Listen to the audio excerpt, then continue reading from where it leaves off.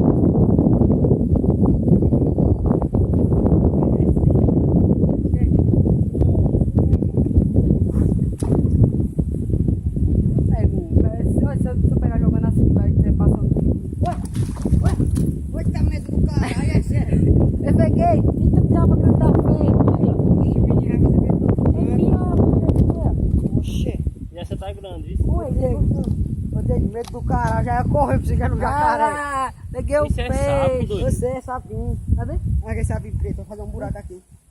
Olha. Você lembra? Esse sapinho que é bem pequenininho aí. Vocês não sabem que ele é formado em mais pequenininho?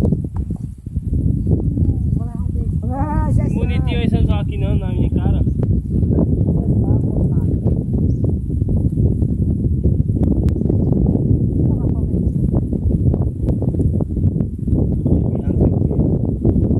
Olha o peixe que eu peguei. Olha lá. Vou pegar a câmera aqui. Onde é que bota esse peixe grandão?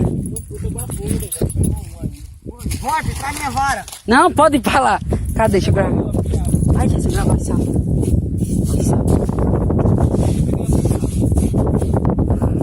Foi. Olha lá as câmeras, olha a câmera dele como é.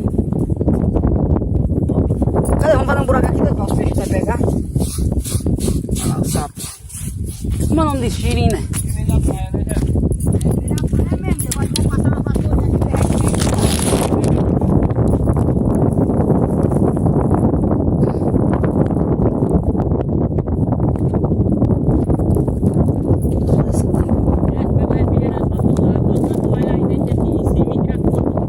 Olha, cuidado do celular, tá aí, né?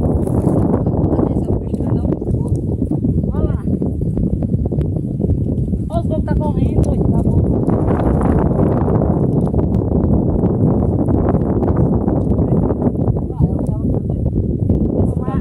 A terra puxa a água assim. Não, Não, mas não tá neles, velho. Vamos embora. Com água mais. Ô, Gecy, acho que os peixes